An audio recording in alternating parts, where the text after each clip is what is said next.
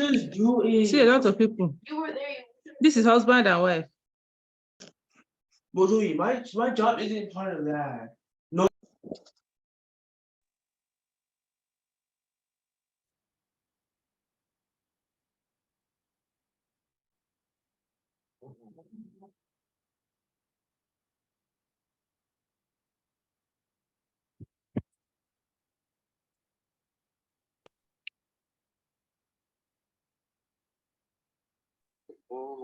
You're welcome to today's.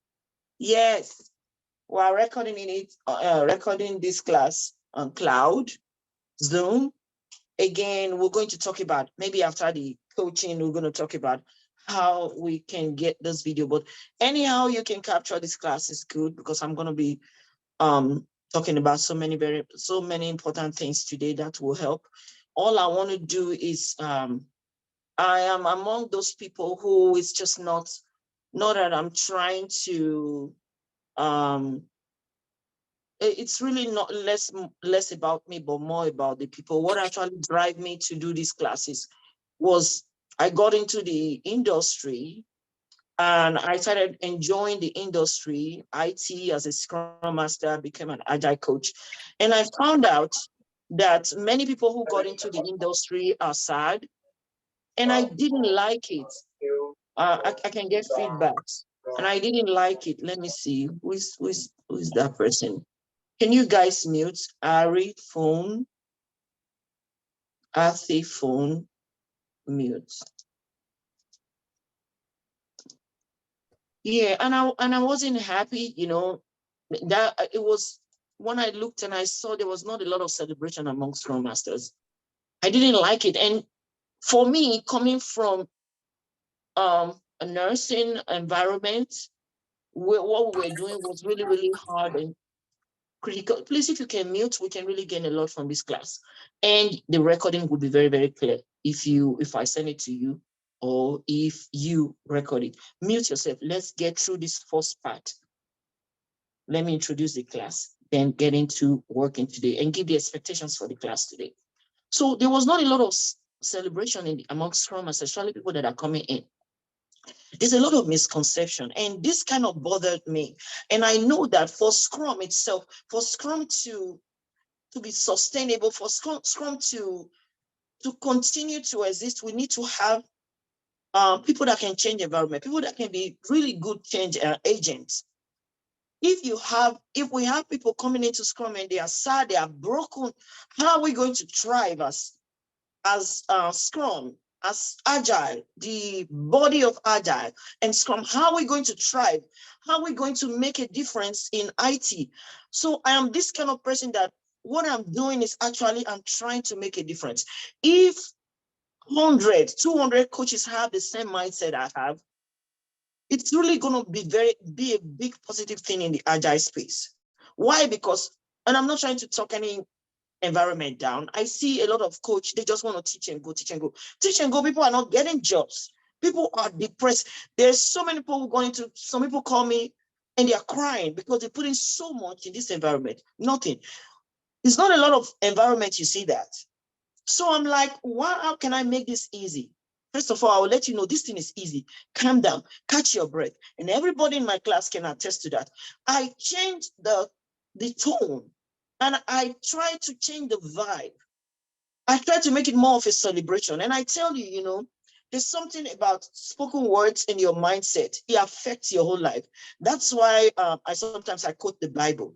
People are so depressed. I try to first of all remove that depression and open your eyes, open your mind to see where organizations are coming from, where you are coming from, where Scrum.org, Scrum Alliance, where they are coming from, and see what's bringing all the problem, and see how you can navigate yourself away from those problems, unravel those tape that's blocking your way, that's holding you down, and get the job. And that is why you see my group. Everything you see I post on LinkedIn is the truth. Let me tell you why I don't put the names of the people there. Some people get a job, they are shaking. Some are crying on the phone. I just got the offer. Coach, I just got the offer. You need to see when I'm taking this course. I'm jumping. My birthday, December 21st, 2 ladies got a job. 2 days ago, I was shaking. I was in my car, I was shaking. because I was in my sister's house and somebody that I so want her to get a job, she got a job. A day before, these two people are in this class, but it's discreet. I can't show them because some of these people are shocked. They've been trying for months, for a year. Who goes to a school and don't get a job? What kind of a torture? First of all, to study is hard. To learn is hard. Now they get all the learning, they're not getting a job. I'm saying this now because you will get a job tomorrow. One of you, two of you get a job tomorrow. Get into the space and train people to get a job. Don't just train people to pay money and they don't get the job. Navigate them to get a job. That's why my class is working. Okay. How many people on LinkedIn people get, 2 people got a job from my class, just 1 week. Just 1 week, 2 people. And I'm saying it now, this April, I will celebrate it on LinkedIn. 5 people are going to get a job. We're taking all the jobs. I told my class, I'm like, God protect us. I feel so like, I'm kind of scared. Like, we're taking all the jobs.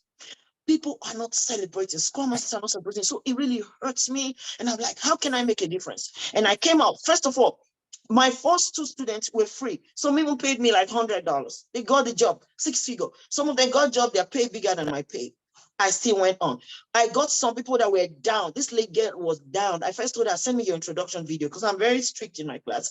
Send me, I want to see how we have a template for introduction. I always tell you guys, we have a way we introduce ourselves when we go to interview. That's why if you go to interview with any of my students, just forget it. They're going to give you a tough time because we build everything. We're intentional about interview.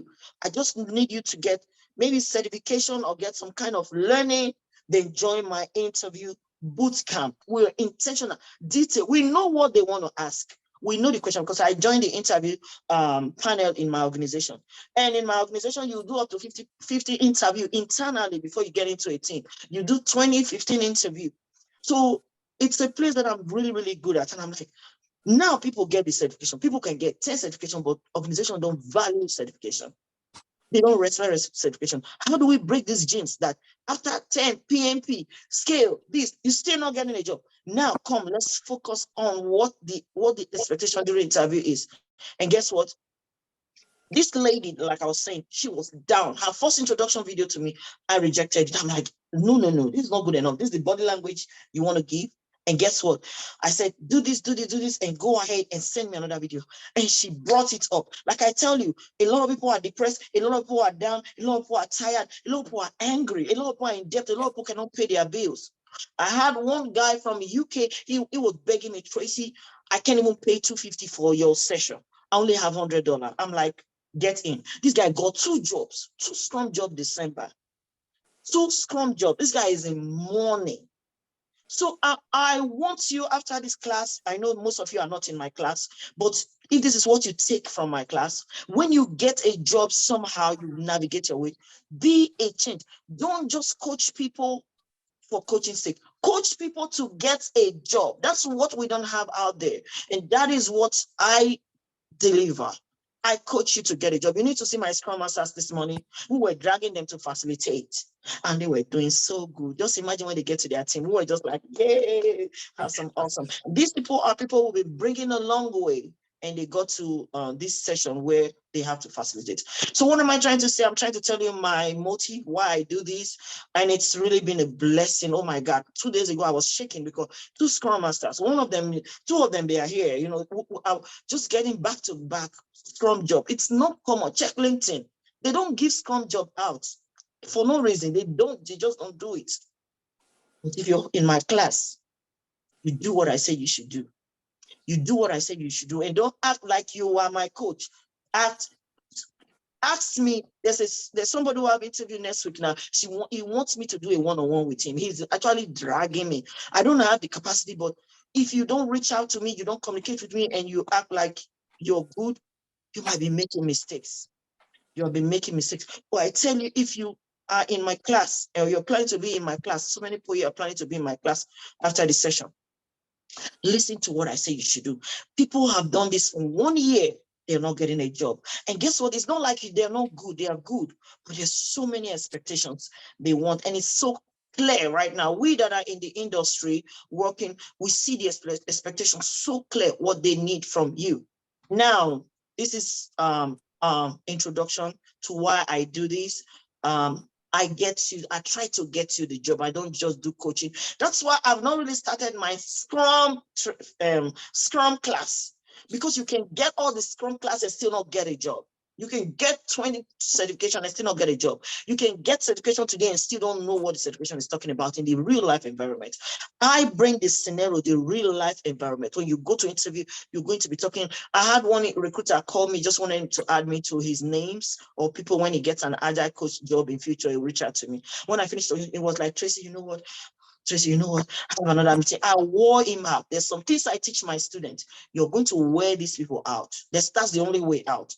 And I'll tell you what to say. So I don't just coach. I take you to the environment and I'll give you best practice. See, there is a lot of practice. There's a lot of practice people do in this Scrum environment, but best practice and scenario will get you the job. Again, your mentality, your whole vibe, being very positive will take you a long way. It'll take you a long way. That is why when people first come in, there's somebody who came in yesterday, man, he's in the class, he just enrolled yesterday for my April class. This guy is kind of down. He's down. I first told him, there's one person I also told the same thing. I said, you're going to change all that, through all that, unravel all this negativity, all this stress. Let's get to work. And I told him, I said, because he told me a story, he's so good. He's a developer. I think he works in the computing environment. He has so many skill sets, and he has Scrum. He's not getting the job. You see, it's not even crossing the interview. And I told him I would do everything possible. I hardly do that. He told me, Tracy, I will work 3 times as hard. Touch my heart. I think he's in the class. I hope he's in the class. I'll look for him later. I told him, man, as I'm saying it, I'm kind of emotional because people are broken, people are down. I told him, I will do anything for you to get a job within a month. I will go that far with you. Just be ready. Be ready. And those are the kind of people I like when they say, I will work hard. And I'll say, let's go. Let's get it. Now, that's the introduction of the class. Why I do this, because you'll be like, why is she doing this? Does it? It really helps me. There's not a lot of celebration, but even though it's still common with other field, but I want to make a difference, and I encourage you to, when you get in the environment. I'm looking at a lot of names here. There's a lot of people have gotten a job here. When you start, it doesn't take 2, 3, 4, 5 months. Start coaching for free. You will learn a lot. You will help a lot. And also, we can change this industry and help people get jobs. And again, when I become an agile coach, program manager, and all the big, I'm going to get, I know what I want to do. I want to get a big firm or organization that can actually have Scrum Masters that we will mentor, and we will give them to other organizations. All these things can be changed. We can change all these things. They say they don't want entry level. They will want entry level when our entry level students are better than some working Scrum Masters. Yeah, when we can really deliver, they will accept entry level. But that is a future plan. But right now, we're going to go into the class. Our expectations for this class today is I'm going to be handling some my students in my class, they know this, some very important things you have to know. Today, what I can give to you today, I will give it to you today. I'll be treating first of all, priority question, priority. There are 6 of them, and I will list them. That's why I said you should have a paper and pen. You can never know these things too much. A lot of my students here who already got a job, they know these things very well. Some who are actively doing interviews, again, me refreshing it will also scale you up. Why say scale or skill you up, any of them? I mean, it will remind you of what it should be like your next interview, what you should look like, what you should sound like your next interview. And also, I will talk about LinkedIn. I'm write this. I told you guys, bring pen, paper, or record. Priority questions, 6 of them, which I will treat, they are all scenario. When I mean scenario, they are not define Scrum, define what the product owner is, and define Agile. Those are not the questions that will get you the job. Those are basic questions. If you go to certification class, you're going to do that for 3 months. They'll keep talking about empiricism and all that. They're not going to ask you more than 2 of those in your interview. Your interview, they're going to ask you what you did. It's like or some people go to interviews like, did they just plan to come fail? Somebody who never done this before. Well, I'm going to share with you what you should do during this scenario question, how you should sound, what you should say, and what you should know that they want to hear. They want to just hear experience. It's so important. It's nothing we can do about that. And I will let you know again. Let me write here six reoccurring questions. If you're very good with these 6 reoccurring questions, I promise you 85% you get the job. These 6 reoccurring questions, they can ask them in so many ways, and they can answer, 6 questions can answer 15 questions. And your 1 hour, 30 minutes interview, it's going to be like 10, 15 questions. If you can answer these questions in a agile coach, promote yourself immediately to agile coach. Oh, can you mute, please? Amanda, can you mute? Did I let you guys know that the lady that I told you, when she sent me a video, I wasn't satisfied. She went back and sent me another video. I'm like, good. Now I kept working with her. She got a job. She didn't get a Scrum Master job. This is somebody I was already wanting to quit. She got an agile coach job. She should be here. If she was here, I would have called her name. She's so busy. She's a big boss now. And she got a job like 7 months ago. She came in, was like down, worked with her. I told her not good enough, and she brought it. They promoted her during the interview because she did these things that I'm telling you guys to do. When you go into interview, don't go like a Scrum Master. Don't go like, oh, I'm looking for a job. Go like you're going to coach. In short, sit down, impress yourself. When you are impressed, they will be impressed. There's somebody that one of my students, I think I posted them on LinkedIn, She's like, coach, I ate it up. She was actually saying that. I was like screaming, oh my God. I said, coach, when they talk about dependency, I ate it up. I was just talking like you, coach. They want you to eat it up. They want to trust you. Now, I will first of all list the expectations. Then I will let you know one thing again. Why do organization? Let me put that as number 3. Why is organization hard on Scrum Master? I write down because I don't want to forget it. Scrum Masters. When I explain why organizations are hard on Scrum Masters, you will understand why we need to treat some things very, very importantly, very, very seriously, and get in a coach. Saeed, can you please mute me? You will see why they are hard. And you put yourself in organization's shoes and you understand why they are hard on Scrum Masters. Okay, so the 6 recurring questions, I'm going to list them for you. I want you to write them down because we're going to treat them. If you are good with these 6 questions, those your 1 hour, 30 minutes interview, you will crush. They will have like 15 questions. You will crush like 10 or 12 of them. And the next thing they'll be like, well, I don't have, I had one interview, and was like, they got to one question. They're like, you know what, that's it. You answered my question. I'm not even going to ask you more questions again. So the first, among these 6 questions, I want to say, write this one down. The first question they will ask you, everybody knows that. And you're going to change it. You're not going to answer it. We have a template for it. Is tell me about yourself. Oh my gosh. Write it down if you have a pen or if you're recording, taking notes of this. You're not going to tell me about yourself the way you did it the last time. That's why you didn't get the job offer. You tell me about yourself you did it last time wasn't good enough.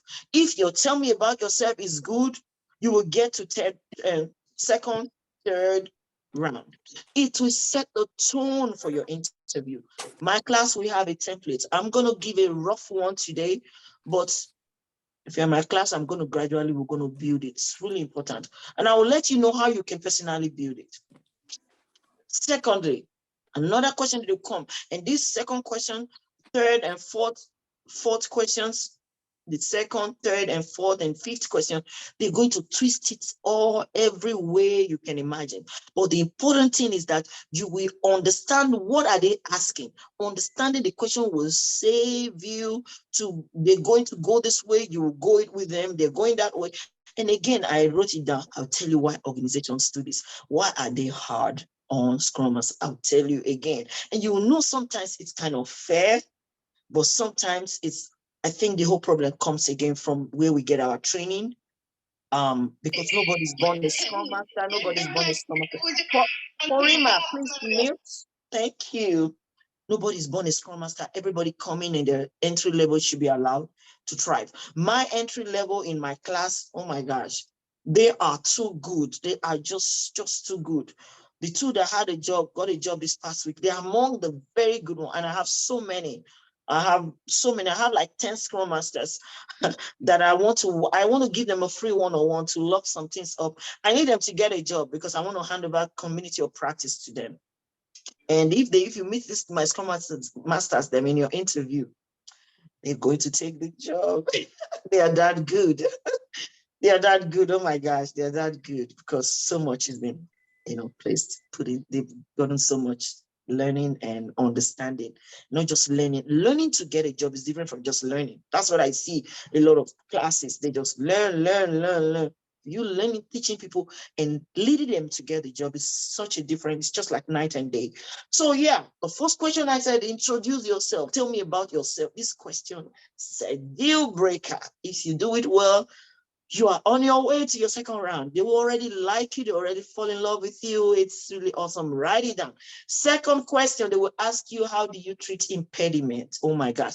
They do not want no definition. They want star approach. Write it down. Impediment, star approach, body language, star approach, body language, scenario. Write those three down. Please, if you're not even going to be in my class, get as much as you can get from this class. But if you're going to be in my class, we have a deal to get you a job. Somebody asked me, can you guarantee me? I'm like, if I have an organization, if I own Walmart, praise God, I'm going to do that. Then I can guarantee you. I'm going to give you all my best. I want you to guarantee me that you're going to receive what I'm giving you. It's you that will ask, can you guarantee me you're going to soak what I'm going to give to you? If you can guarantee me that, then I will guarantee you, because I cannot just guarantee to give you a whole bottle of water and you want to take only half. So I said, no, even university do not guarantee, but they give you, they place you in a place so you have the opportunity. When you meet an hiring manager, you will be extremely impressive. And I will tell you, after treating these 6 questions, because we're going to go into more questions. We have 2 hours for the class, but these are all our expectations. Then I'm going to walk in with the questions. I will tell you why they've not hired you, what they've not seen, and what they want. Okay, so yes, after the tell me about yourself. Second one, how do you treat impediments? Again, I told you, write down scenario, body language, and star approach. The third one, and this question are recurring question. If you play with these questions, because I'm going to interpret these questions in different ways, and that's why you see that when you answer these 5 questions, 1 hour is already gone. The third one is, how do you treat dependencies? I feel like screaming because your day 1, day 2, first sprint, second sprint, dependencies are going to come in. They brought you into the team to go handle dependencies, impediments, and now they want to know about you. See, sometimes when they say, tell me about yourself, they don't want to hear anything empty. And this is something why I always tell my team, let's pray, have mercy, God have mercy. They want you to assume you have experience. Yeah, tell me about yourself. It's a big question. You're going to, oh my God, I can't wait to put one together, and I'll use myself as a prototype, use my own story. I won't even use it as a prototype. I will just form something, but tell you how it's supposed to sound like. How do you treat impediment? Yes, secondly, how do you treat impediment? And how do you track? I would say track impediments. Because you have to track it, then you remove it. Impediments are blockers. Then, how do you manage dependency? Awesome. You have to have, again, for dependency, star approach, scenario. They don't want definitions. Maybe you've been doing definitions, telling them definitions, and tell them literally what you think. Maybe you'll be telling them what you think you should do. No. You're going to say what you did. When you finish the interview, go on your knees, say, Lord, show me mercy, mercy.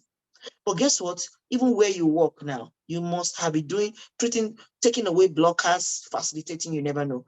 But you know, in my class, that's when we build resume. That's why somebody told me I don't need resume. I'm like, hey, how do you get a job? You have some things on your resume, we need to take them out real quick.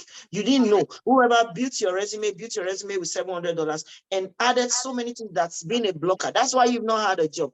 When you're in my class, I will look at your resume. Your resume has been holding you. Maybe you use $1,000, build it. I do not care. I started coaching 6 months. I have 24 Scrum Masters. Every month, I have more than 4 Scrum Masters. Let's spread that. December alone, I have 6. And it's real. All the things I post on LinkedIn, I cannot put their name for privacy. You know how that goes. But everything I post on LinkedIn is out of my joy and excitement. Please mute. This class is giving what it should give. We don't want noise to be on the recording. Now, after the impediment, they want star approach, and they want body language. They want to see body language. You see me the way I'm talking, you're going to be in your interview. You're going to be present in your interview. You're going to be there. You're going to love Scrum. You're going to talk how you are proactive with dependencies. If you're not proactive with dependency, will crash your project. God forbid. We're going to talk about that. We have 2 hours, you know. Now, how do you manage conflict? How do you remove conflict? What's your conflict resolution strategy? And why are these questions reoccurring? Guess what? They can put it a different way. They can start it like a sentence. Well, you have 2 developers that were fighting because of during code review and they were arguing. What will you do? Understand the question. That is either you can treat this as a blocker, they become a blocker, which is impediment, or they become it's conflict resolution. So if you want to answer it as conflict resolution, as conflict or a blocker, you talk about it. You say, yeah, when 2 developers are having such arguments, it becomes kind of an impediment. It's also conflict, and conflict is really, really a big problem. And something I will add to all these 2 questions, after you say scenario, you say star approach, conversational. One of my Scrum Master, and I'll be saying this all my coaching session. One of my Scrum Master, they say, now come back for your 3rd phase. It's going to be more conversational. These people want you to talk to them like you're a guru. They want you to talk to them like you know what you're saying. Conversational. Make sense. Let them understand that you're making sense. Make your interview when you're talking about, when you're discussing scenario, be very conversational, be very respectful, and have boundaries. And again, I will tell you why organization needs this. And sometimes you kind of relax your mind and not be really angry or disappointed. You will know where they're coming from. You will know that the problem is not actually from organization. And we'll get to that. Let's list all these things out because we're going to treat them really good. Treat them, and we'll get into more questions. Then I'm going to share my screen when we treat more questions, and they are all scenario questions. So I want you to get a lot of scenario today. Okay, so after the conflicts, I have impediment, I have dependency, I have conflict. These are reoccurring questions. These are the things you have to, these are one of the roles. These are one of the things Scrum Master will do in his team. And they are going to paint it anyway and ask you. They want to get example. They want to get scenario. They want to get very, very solid scenario. Conflict resolution. And let me tell my daughters there.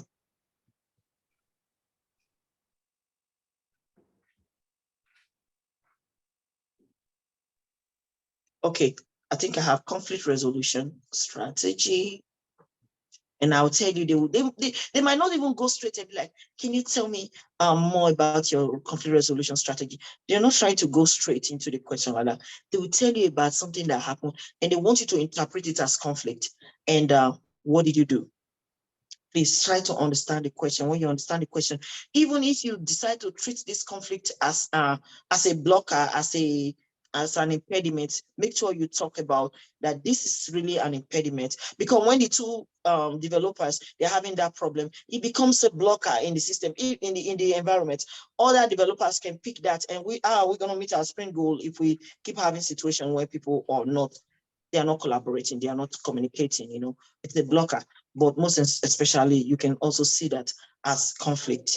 And how would you remove that conflict? And 1, 2, 3, 4. Conflict. Oh, there's one question which a lot of people go to interview and they are shocked. People who have a lot of people have learned now, and that's why people are really angry. People who have 6 certification, never done any project, never been in any Scrum team.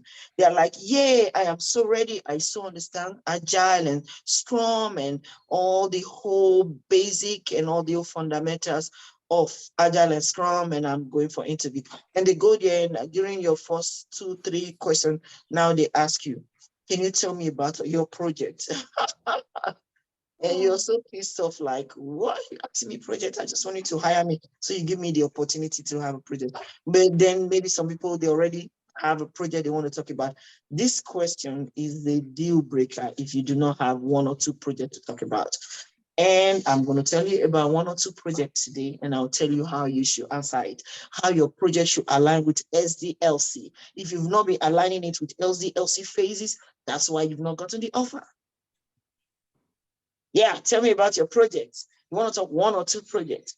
Going to align it with SDLC phases so you can get the job offer. So I tell my team, my group, my class, you want to outdo the other person. You want to have the icing on the cake. You want to have icing on your cake. And that means you want to have best practice. You want to have the best practice. You want to speak. You want to be the best. You want to set the tone so that you'll be the first or the second person to be considered for that role.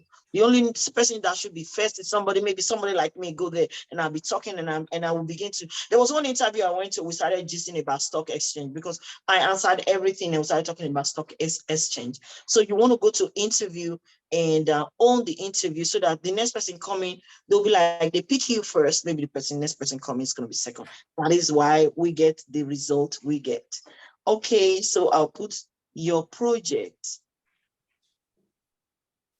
And lastly, for this recurring compulsory question, you're going to interview. These questions, I tell you, 2 or 3 must come out. Sometimes the 5 come out. And sometimes you think they didn't come out, they ask them in different ways. Understanding the question, you'll be like, they want me to talk about my project. Okay. And sometimes they ask some question, you'll be like, if I talk about my project, they talk about what I do, they will understand what I do as a Scrum Master daily, or what I do during the sprint, or what I do during retrospective, or what I do during demos, because most of your answers here we treat everything like the impediments, the blockers. You definitely know that the first place to track them, it's during your daily Scrum, because sometimes they ask you, what do you do during your daily Scrum? When you begin to talk about impediments and you talk about daily Scrum, you'll be like, oops, you kind of answered my next question. That's where you want to get there. You want to outdo these guys. If you've not gotten an offer, you've gone to 1, 2, 3 interview, this is why you've not gotten an offer, because you've not been using 1 question to answer 3 questions, because you can actually do that. All right, let me write your project. And the last one I will put here that's really, really reoccurring, that you need to really, really take care of these questions. And we'll see how we can do everything, because I can actually treat 1 question and get into all the 6 questions from 1 question, but I will try and go slow and steady so that you can maybe record or just memorize the important thing. And again, if you record it, it's the best. If not, we'll see. It's a lot of people. It's 73 people. I don't see how. Elizabeth, can you help me drop this link in the Agile Champion class? The graduates, drop it for them. You know, they are graduates, but they can join. And yeah, thank you so much. And okay, I would say estimation. Please grant permission to record. Okay. I think my husband, Julius Solota, how do you estimate? Yes, estimation in your team. How do you estimate in your team? Yeah. Yes. So Elizabeth, have it in the chat box. You can scratch, you can copy and paste all that and save it, because these 6 questions, Honey, can you help us? How can they, do we have that high level permission? Anybody can record? I don't know if we have it for. Sorry, Okay. I was caught in something else. What were you asking, please? Yes, they say they try to record the class on their end. I think they need some kind of permission. Somebody is trying to record on their end. Yeah, I have it on cloud, but I can't promise that I'm going to be able to give 73 people. No, that's I don't think that's possible, except if they can figure it out by themselves. No, I think if you as a host, you If can I can grant grant permission. I have to grant individually, not Okay. I would think so, So because anybody, only the host can do that. So except if somebody's interested, I'll just grant that person the host permission to be able to do that. And that will be temporary. okay. You understand what I'm saying? Okay. And then that means that person takes over control of the meeting. Okay, so this is what I would Is that something you want to do? No, because I really need, I don't want noise in the recording, and you're really helping us. This is what I would do, guys. It doesn't matter how long it will take. Just be nice, nicely ask me. Yeah, people can screen record. Yeah, Nicely ask me. Yeah, you can screen record, and then if the class is recorded anyway, it's going to be sent to anybody that is willing to take it. Yeah, and that is what I'm not able to do most times. There's always a lot of people asking for the recording. So I'm just saying, if you ask me, I will try. But if you can screen record. If you ask me, give me some time. I'm always very, very busy. I'll try and send it to you. Okay. Elizabeth says she volunteered to send it to everyone. Oh my gosh, that's a lot of work. God bless you. Thank you, Elizabeth. God bless you, Elizabeth. As always. So you guys can connect to Elizabeth. Connect your LinkedIn with them. So from LinkedIn, you can just copy and paste and send them the Zoom link. Thank you, Elizabeth, because if I promise you guys, man, it's really all right. And that is yes, you connect with how would they connect with you, Elizabeth? Maybe you give them your LinkedIn name so they can DM you on LinkedIn, because you don't want WhatsApp number and it's going to have all the spam messages. Yeah. So now we're going to treat some questions. And it's, Elizabeth is going to record it. Thank you so much. See, she's already given, everybody here we should learn to build this community. We need to have some sustainable roadmap for Scrum Masters. It hurt me so much when I see somebody said she went 100 interview that they are taking a break. Oh, it just hurt my heart. I messaged her, I think then I messaged her to come for free learning. I sometimes hard for me to follow up with people, but we're just trying to give back to help people get job. Again, before I start to go into the questions, because when I go into the question and answers, we're going to just go straight into communicating the environment with you guys, and it's recorded, you get recorded. If after the class you want to join my interview bootcamp, get ready for a journey, please, Elizabeth, thank you. Put my 636 number on the chat. That's the only WhatsApp number you can communicate with me. My bootcamp, it's 1 month, and I must see your resume, because I cannot put so much into you, then your resume is going to block us. I want to really celebrate you. I don't need to share your name, but getting those celebrations like this second week, this week we're getting, please ready for me on LinkedIn. Yeah, 2 people are going to get a job. I'm going to celebrate it. Watch out. And everything you see is real.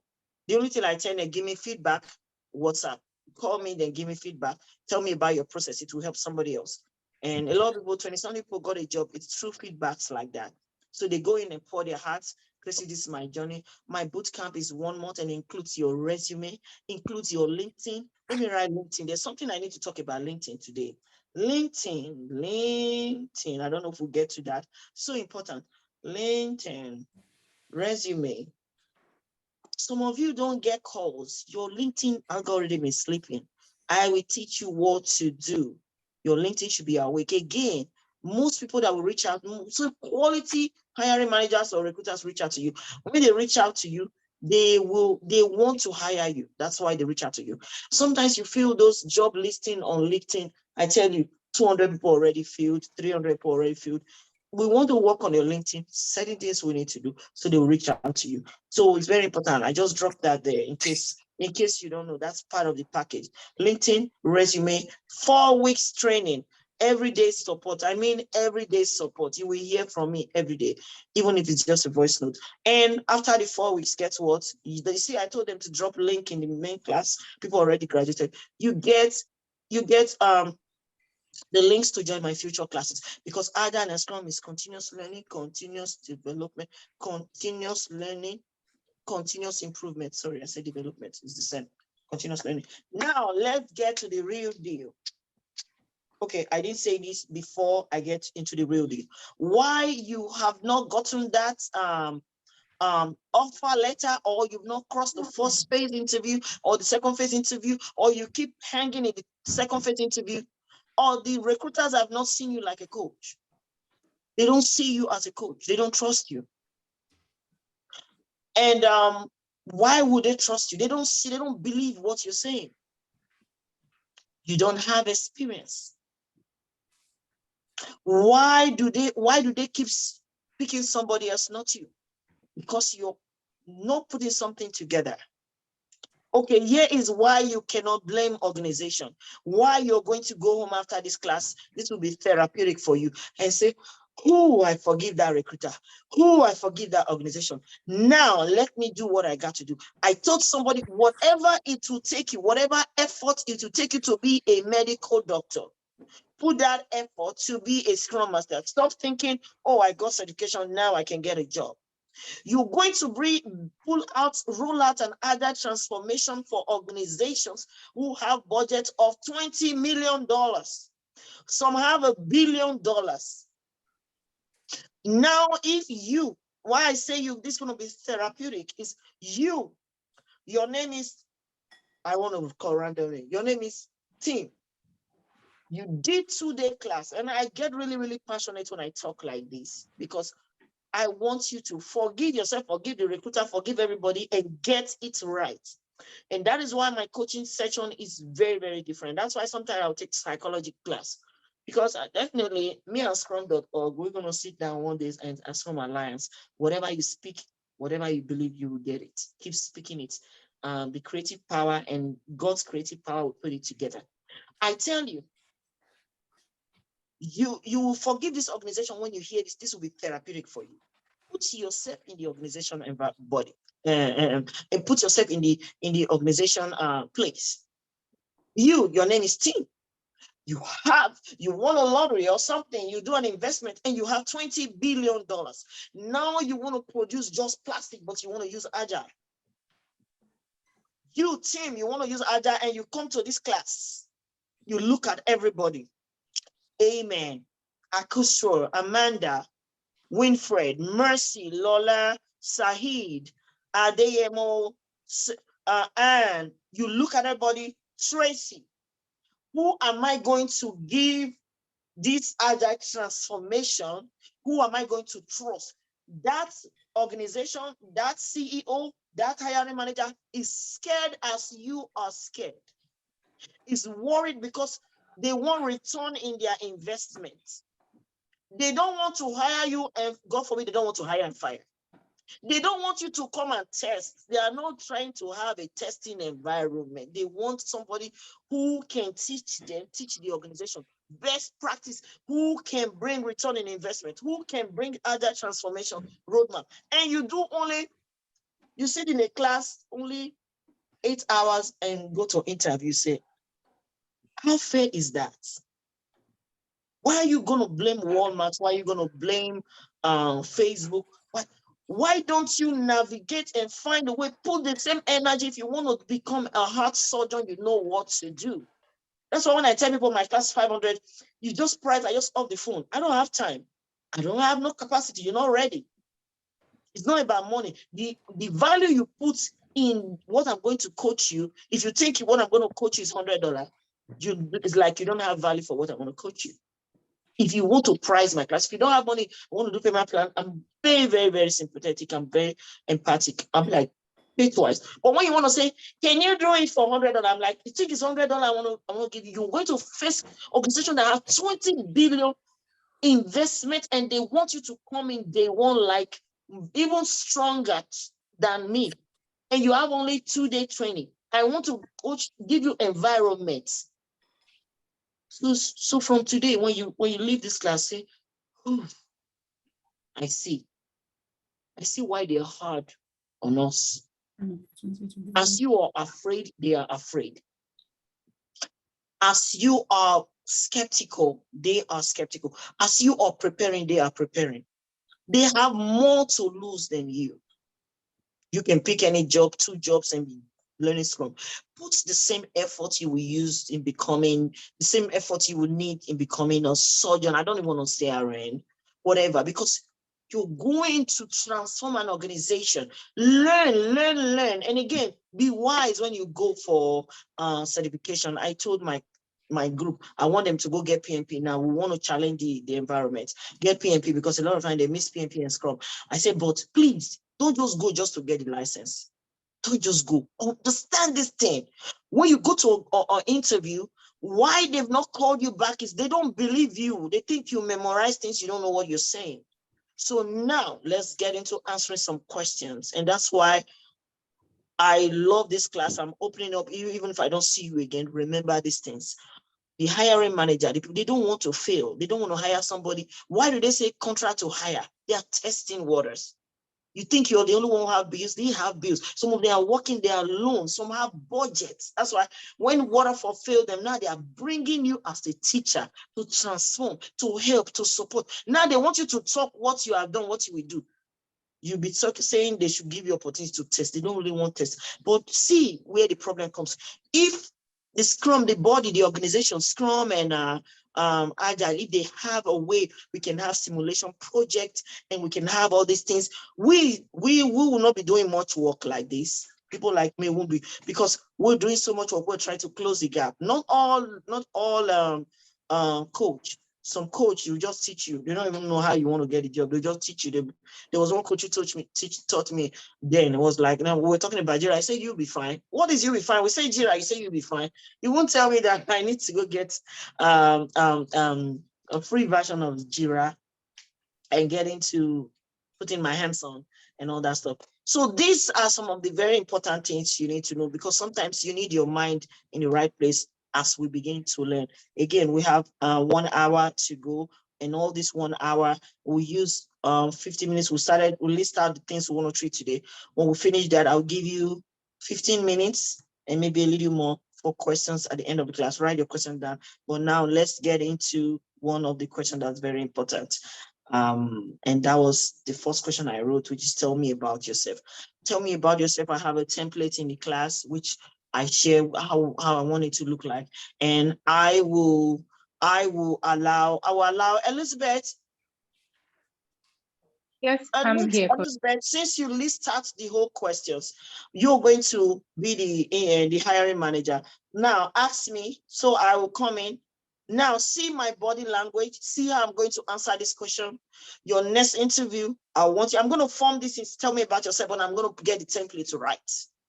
Because I've done it so many times. And I'm going to tell you, I don't know how to separate it, because I'm going to have layers upon layers. I'm going to talk briefly about my project, and I'm going to talk about my transition role and all that good stuff. So ask me, since you have the list, ask me.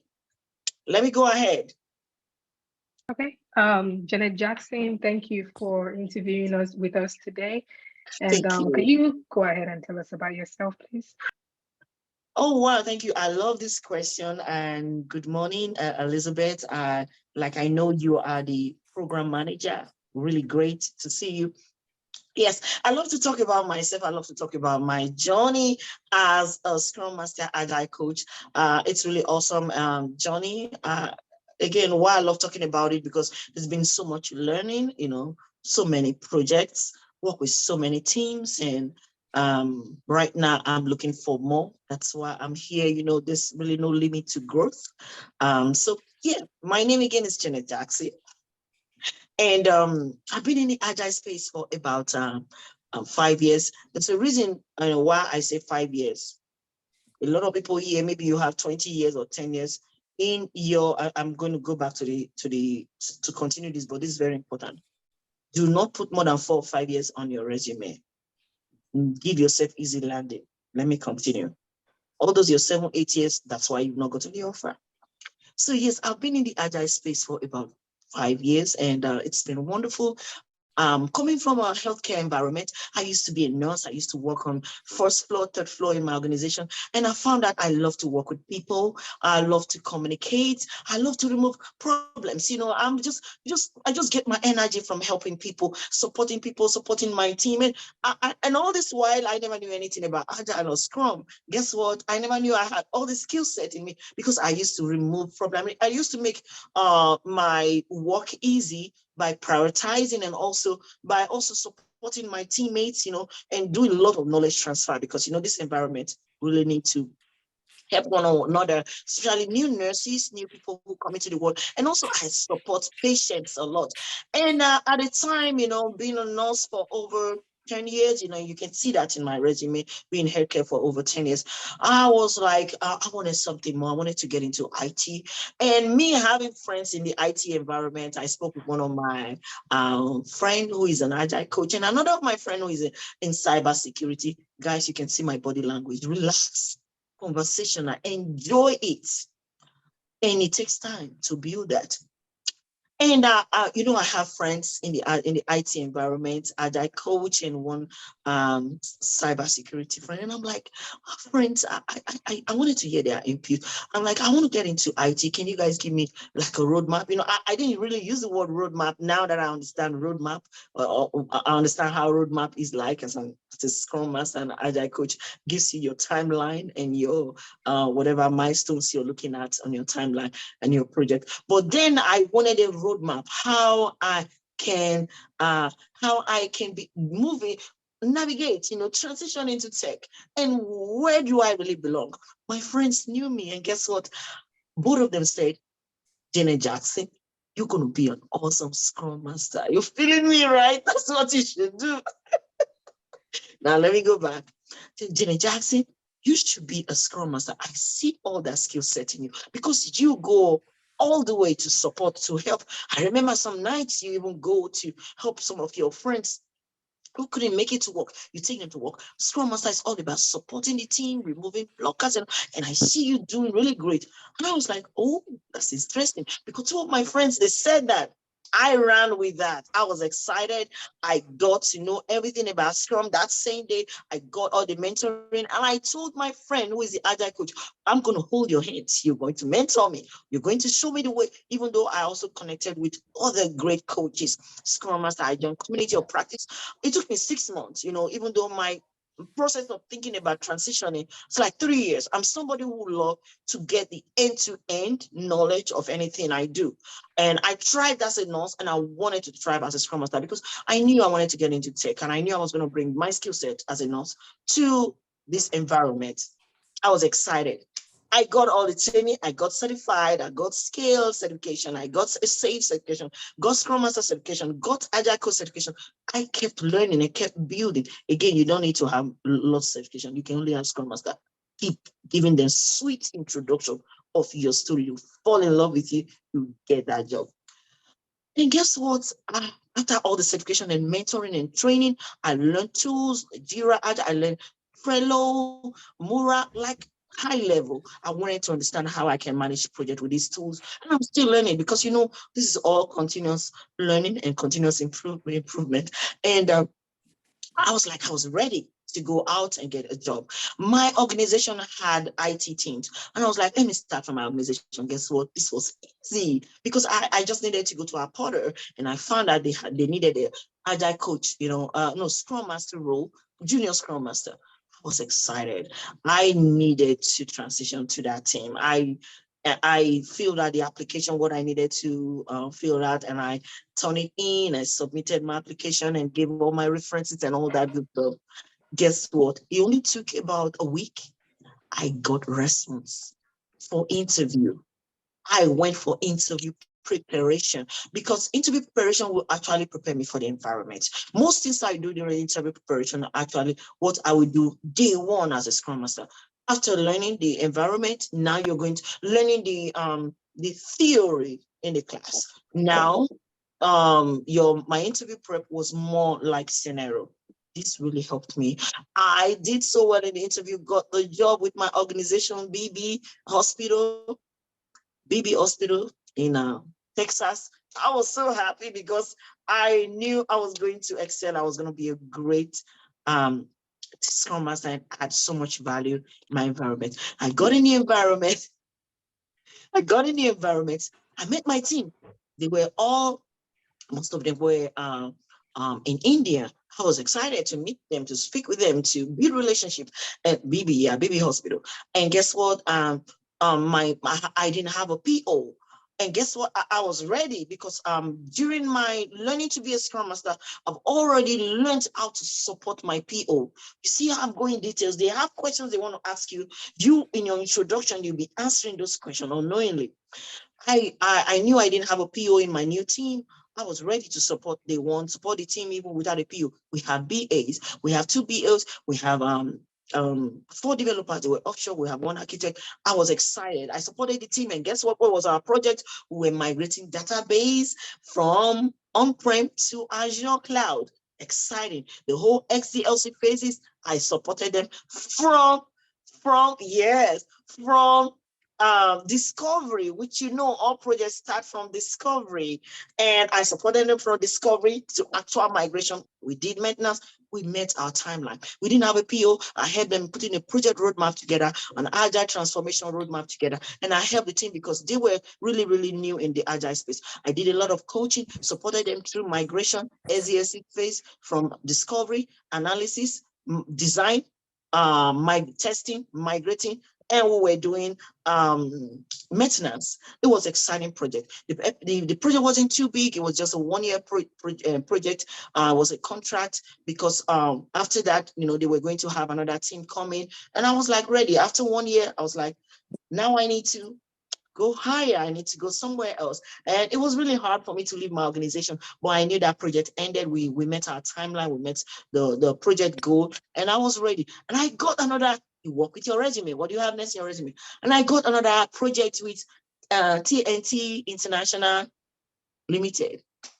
I was excited because now I was a senior Scrum Master. I came with a whole world of experience then, because managing teams that were all over, looking at our time zone and all that.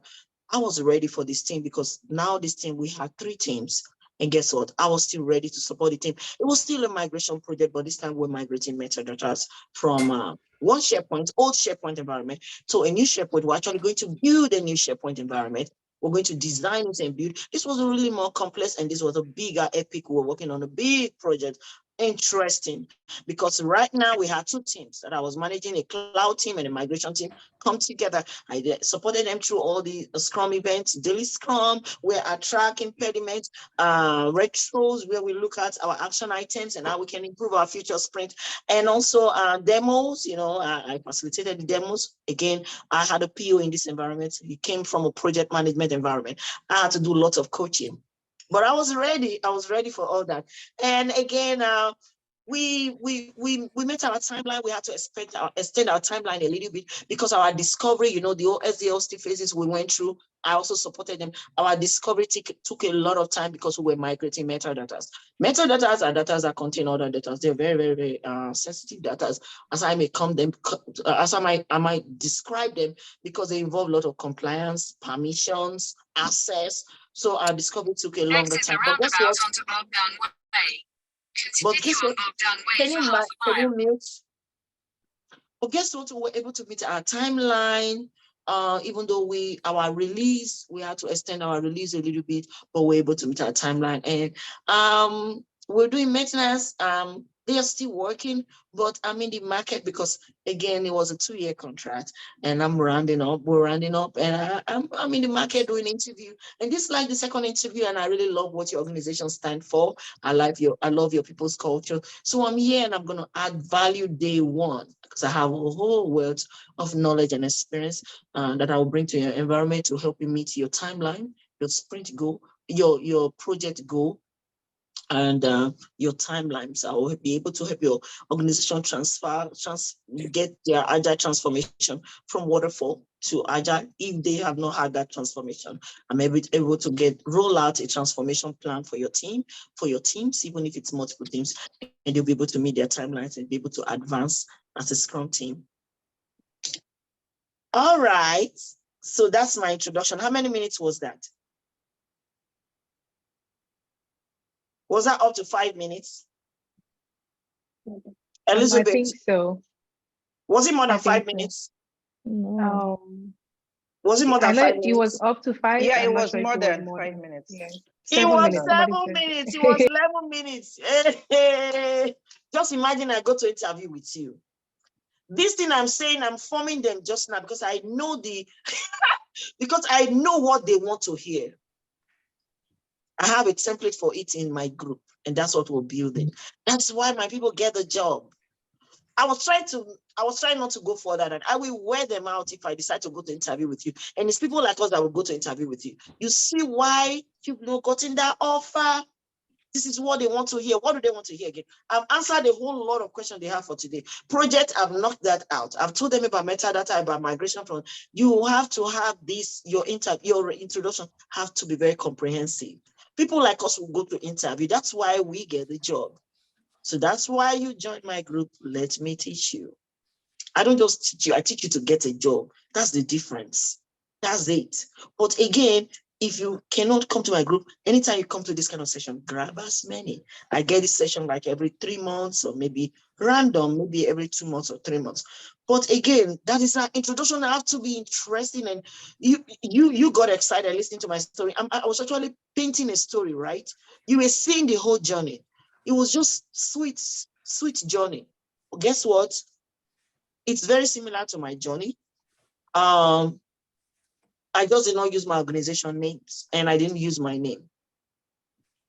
This will set a tone. Just imagine somebody else coming, didn't lock in many things like this. And again, you see that when I talk about nursing, in my nursing, I kind of related it to Scrum. They want to know where you are, where you were before you became a Scrum Master. Were you already practicing Scrum? And that's where we build resume. You're going to incorporate Scrum in whatever you were doing before, even if you never worked before, because you must have done some things, and we're going to amplify and highlight all those. So that is recorded. Use it to build your introduction. And the body language, the fluidity, everything have to be there. Now I'm going to go to second question. And okay, so I want to run it up so you will respond as a hiring manager. You go to second question. So I will really help your agile transformation from waterfall to agile. And day one, I'm ready to add value to your team. And I love your people's culture, and I'm here to join your team. Day one, I'm going to support you. So again, thank you for that question. So go ahead. Yeah, you're welcome. And thank you, Janet Jackson. That was that was really nice. I really enjoyed your experience. Yeah, now to my second question. Could you tell me your experience managing dependencies across teams, multiple teams?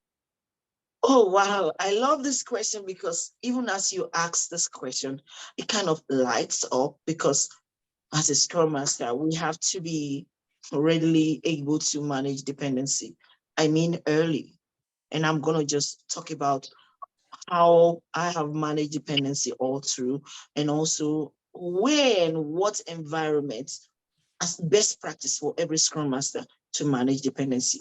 So this is what I know, and this is what, as an Agile coach and a Scrum Master, handling dependency we need to be proactive handling dependencies.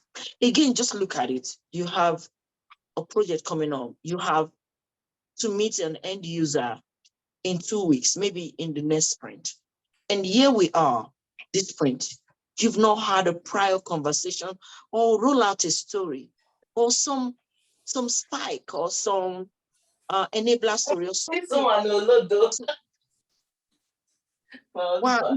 Is there any way I can actually meet everybody? Let me, are we able to meet everybody? Chioma. Are we able to mute everybody? The recording is going to be having a lot of voice. I just did. Okay, thank you. Okay, thank you. So being proactive is the only way we can go about, because just look at it. 2-3 weeks from now or a month from now, we have dependency with another team, maybe say the cloud team. And we have not initiated anything now.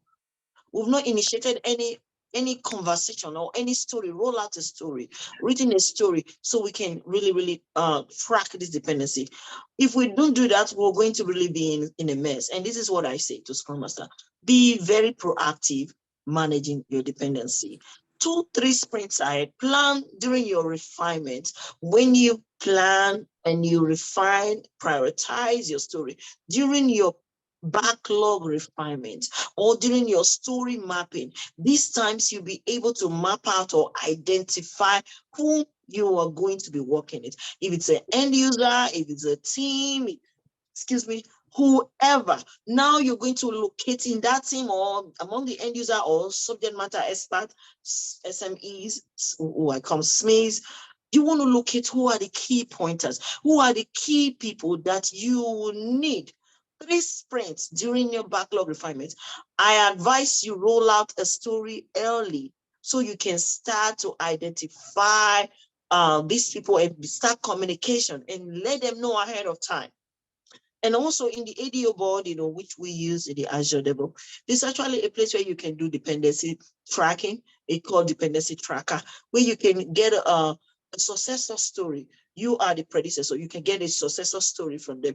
Like, oh, I want to work with cloud team next in 3 sprints from now. I need them to give me ShareGate license. You roll out those kind of stories. They will get notification, because most of the times the teams that you are going to be dependent on, you have access to them and they have access to you. You are going to be able to communicate with them early. Scrum Masters, be proactive with dependency during your backlog refinement, during story mapping. When you're mapping how a story is going to go, you'll be able to track. Those are the two environments, but mostly team level during backlog refinement. Roll out early stories, either a successor stories, so that they will get to see those stories. When they see those stories, they will know that, oh, we're in sprint 10, in sprint 12, we're going to be releasing ShareGate license or something. If you're not proactive, you're not going to meet your sprint goal. Like in my environment, we have to be proactive, and it has helped us so much, because if you wait till that very sprint, I tell you, sometimes these people are on vacation, and sometimes you have to roll back those stories to backlog, which is they become a blocked item. Maybe you have a story you mistakenly, and this is the situation. We had one story that we were dependent on a subject matter expert, not another team. We were dependent on the end user to give us some information, because we need to gather some information, which is discovery. Never knew that this end user was going to be on vacation all through that week. And we already scheduled a meeting and all that stuff. And something happened. He was not going to be around. And guess what? It was close to end of sprint. Guess what? We knew we had to call it blocked. And that's when you have to block this item and take them back to the backlog. We do not want to roll a story into a sprint and roll them back to backlog. Why? Because they have dependency, they are blocked, we cannot work on them. They become like spike, we need to do investigation, but we don't have the end user or the right people to work with, because we were proactive. So being proactive is best practice. I tell other Scrum Masters, and we use that best practice in my team to early identify people you'll be working with. If it's a SME, if it's a team, then roll out a story to start communication with them, so they know that they have to be ready. If they're not going to be ready, you have a proactive approach. Then you also identify the key people you need. Start communication, start working ahead of time. So when the sprint comes, if it's just ShareGate license you need, voila, you have the license ready, and you are able to meet your sprint goal in that sprint 12, because you were proactive. So yeah, that's the answer to that question. And it works like magic every time, because being proactive, you can never go wrong with being proactive. So thank you again for that question. Wow, thank you, Janet Jackson, for that answer, for that very detailed response. I Thank couldn't you. agree with you more about being proactive. Thank you. Thank you. So I'm going to move to the next question on my list. Can you tell me about your experience tracking and managing impediments for your team? Wow, I just love this question. See, guys, you want to receive the question. Sometimes when you receive these questions, even your mind will relax. Again, you know, we treated why they asked this question. Put them in that box. They have your budget. They have budget for everybody. $10 million. So it's at stake here. So you see why we have to bring it on. If I go to interview with you, be fair. Are you ready to outdo me? Because at the end of the day, you are worried to get a job to pay bills. They are worried to get a job to pay their loan or whatever. So if we look at like this, you have to understand why we go all the way. So yeah, I love this question so much, because most of the questions I'm getting today, they are real situations, and they are really awesome questions. And thank you for this question. Receive the question. Impediments, they are almost inevitable in a Scrum team. And why I say so is because it's either an environment is going to be an impediment, or people are going to be impediments. As a Scrum Master, day one, I'm ready to embrace and help remove this impediment. Why? Because if I don't track it again early, daily, I don't even need to wait for backlog refinement or scoring mapping to track them and be proactive. No, daily tracking impediments.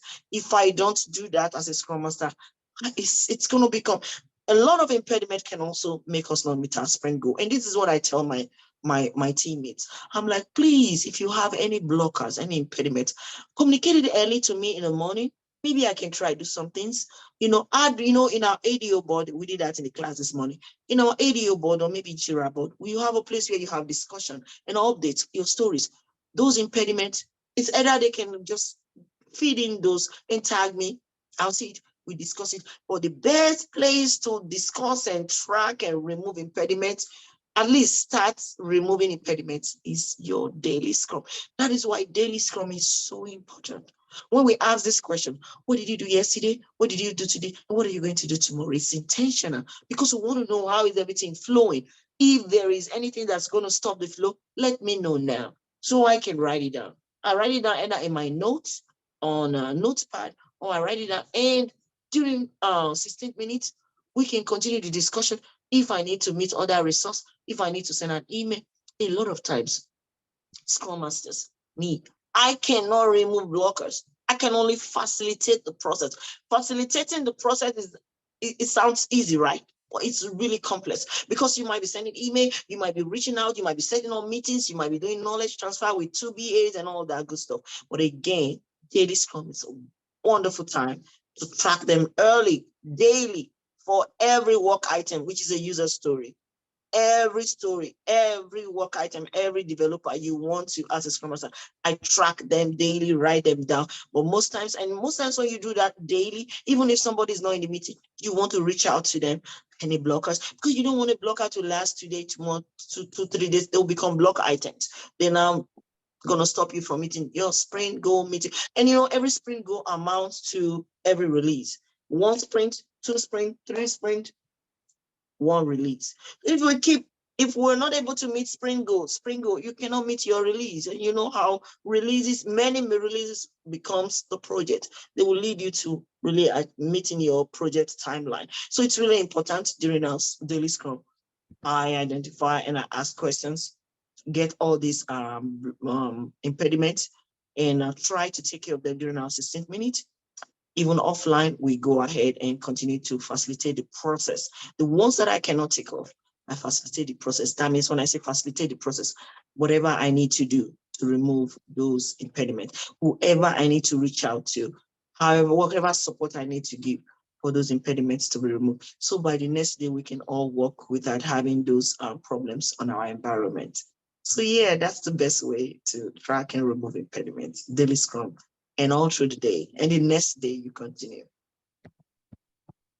Wow, thank you. Thank you for that, Janet Jackson. I'm not even going to ask you to tell me about your project because you did a good job at that during your Thank introduction. you. You're welcome. So my last question for you, can you tell me how you estimate in your team? Wow. And for the project, yes, our project is really interesting. Yeah, I'm happy I talked about it, during my introduction. But for estimation, awesome. My approach for estimation when I get into a team, did we talk about conflicts? Not yet, maybe next. My approach for estimation when I get into a team is to see what do they have on their team agreement. Are you using t-shirt sizing? Are you using Fibonacci? I want to see if they don't have anything set up. We put our team agreement together, and I like to use the Fibonacci series, and that's what I use in my team. Why? Because it gives them a whole lot of knowledge about the idea about estimation anyway. The Fibonacci series start from 1, 2, 3, and you add 2, and you get 5, and you get 8, and yes, and you get 8 and you get 13, and it can go as big, but we really don't want to cross 8, because how many days do we have for a sprint? 10 days. When you have 8 story points, if any blocker or any dependency attack that story, definitely going to move that story to next sprint. We're trying not to have big stories. We're trying to have stories we can finish within a sprint. And again, we know we don't say 1 story point is 1 day, but relatively 1 story point should be done 1 day, second day, okay. That's why I want to say 8 story point is ideal for 10 days. You don't want to say 20 story point, that's really big. 21 story point, that's really big. You're going to be moving into 3 sprints away. That's big. We want to break them down. So I try to coach them how to estimate. Again, I tell the team, please consider the effort. Put this in consideration before you use those 1, 2, 3 Fibonacci numbers.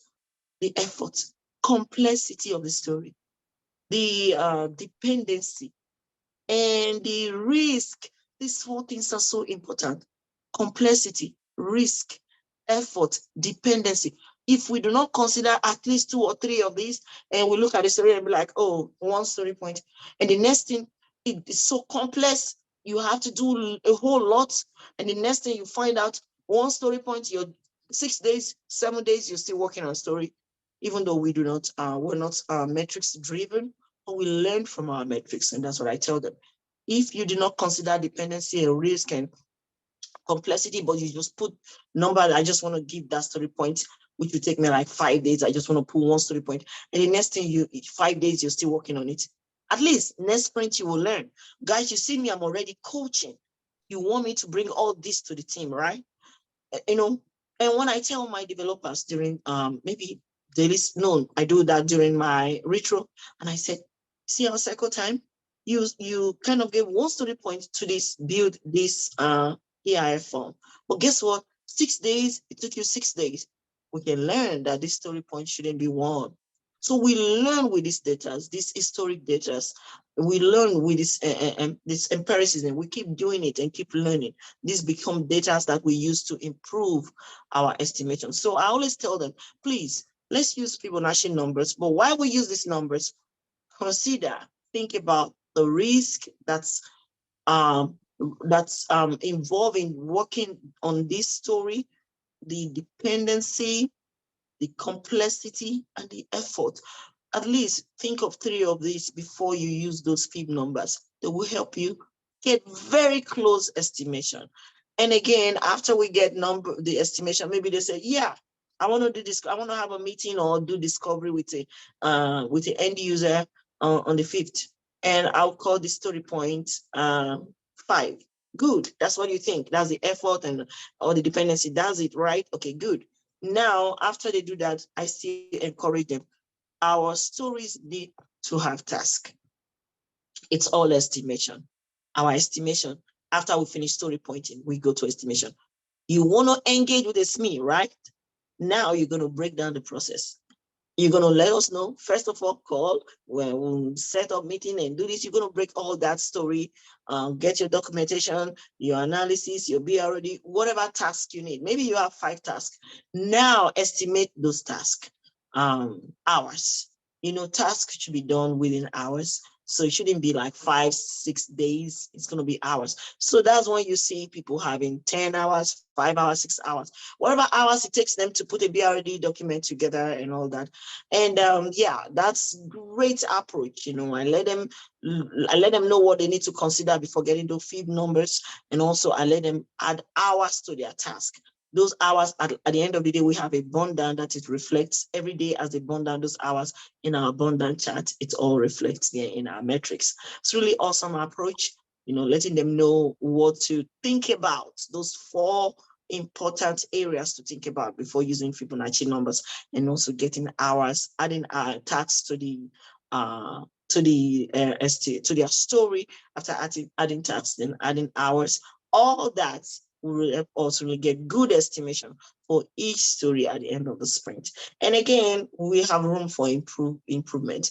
Next sprint, we look at all that and be like, oh, this didn't take 6 hours. Maybe I reduced the hours, or so and so tasks took more hours, you know, empiricism will begin to continuously improve. So this is the way we do our estimation in my team, and it's really awesome.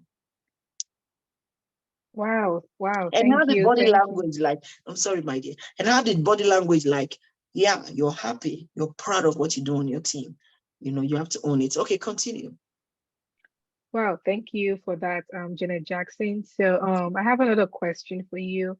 Have you ever been in a team where 2 team members or more were having you know, disagreements? And can you tell me about some of your conflict management strategy? Wow.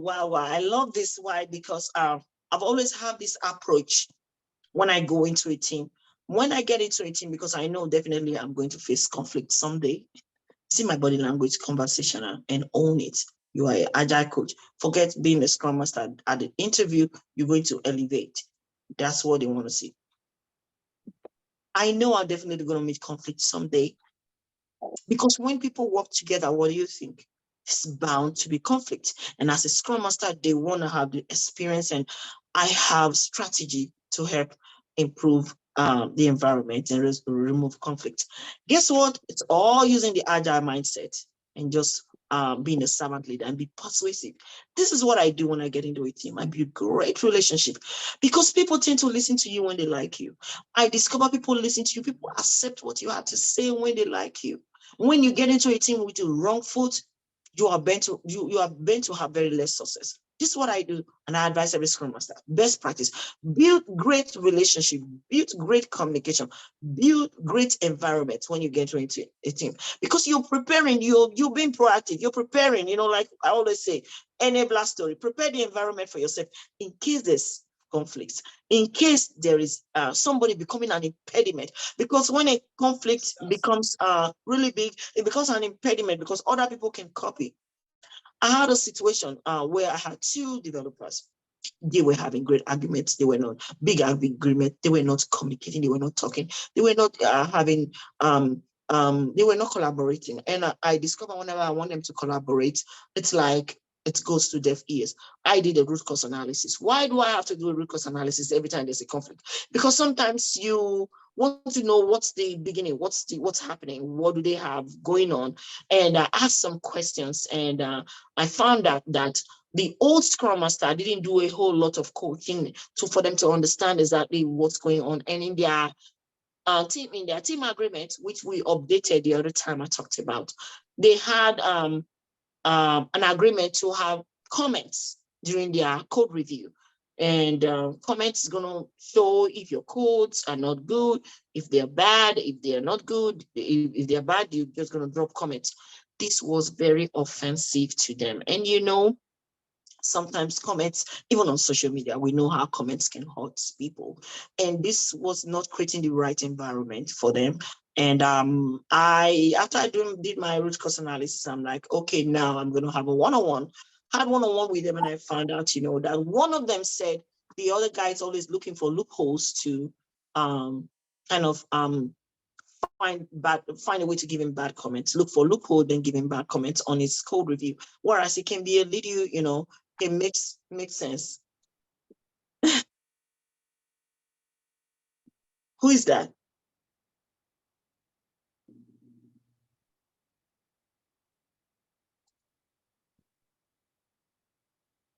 Oh, yeah, we might have an imposter.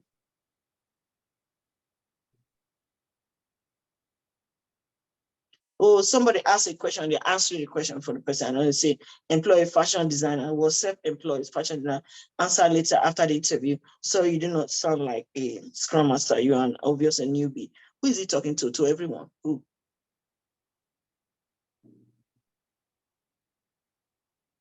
I don't know who he's talking to. I don't know the person. Okay, so the comments was kind of really offensive because even comments can be offensive to anybody, even kids do not take it. Now you're talking to grown-ups, somebody who's worked so much, and the comments were bringing their morale down. And as a scrum master, you want the morale of your team to be up. I did my root cause analysis, and I found out that interviewed both of them, and I found out one said he's always finding a way to talk about my codes and leave bad comments. And I got the team together because now I have to talk about the way we can update our team agreement, how we can improve our team agreement. And I brought a suggestion. I said, can we find a way during code review? We don't have to use commentary. We don't have to use comments, maybe use colors. Scrum Master, I always suggest, because the teams are the ones that are working. We want to have them make up their mind what they want to do because they are self-organized. They are self-managed. I, as a Scrum Master, I'm not coming to micromanage, So I suggested, I was excited because my team leader agreed. Never knew this has been a burden. And that is how we as Scrum Master, we bring add value to environment. Somebody needed, as servant leader, true leaders, somebody needed to lead the conversation, how we can improve our team charter. And yes, Saeed, can somebody help me remove this one person that's negative, remove the person from the class? Okay, maybe remove comment. It's dropping bad comment for people in the comment box, and I do not like negative energy. I deleted a comment, but Okay. I actually didn't take notice of who. So Yes, I think the person is like KK. We can take him out of the AK, class. yeah, it was Yeah. KK. Yeah, just delete him out of the class. All right. So, and I was happy because they were ready for us to improve our team charter, to be more people-centric, because Scrum is people over process. I was so happy because it was just a suggestion. And guess what? We improve our team charter. Instead of it to be commentary that can bring the morale of the team down, we now say we make a color code. When your codes are good, we use green. And when your code are bad, we use red. And if they are little, like between, we make it like amber color. My team agreed. I was so happy because they found a way to make that work. And that was how we removed the conflict. And I encourage more collaboration and more communication between these two developers. And I had one-on-one with them. And during our retro, I had to talk about it, how it's not easy to work together. If we work together, definitely there's bound to be conflict. But again, working together and coming together, disagreeing to agree is the best way. If I tell you we're never going to have conflict, it's almost impossible. But I tell you, having a way to navigate and also creating that space where we can have psychological safety, we can speak, not be punished, and we can communicate and we can collaborate and we can mob when we need to mob a story. We need to, because in all this, I was trying to create more collaboration, which was not happening. They were not working together because they had this conflicts going on. We can mob, we can swarm a story, which means there's a priority story and it's behind. I can get two of them. Please support him, give him all the knowledge he needs, and let's get this priority right because we want to meet our sprint goal. And guess what? This worked so well. I was really happy. That was how I took help remove that conflict. And that's always my approach. I always do a root cause analysis, find out how, ask a lot of questions and find the root cause, and then begin to approach one of them one by one, have a one-on-one. Then I meet the team together and we get some good discussion and remove the conflict. And in this case, we had to update our team charter and we removed the conflict and we got back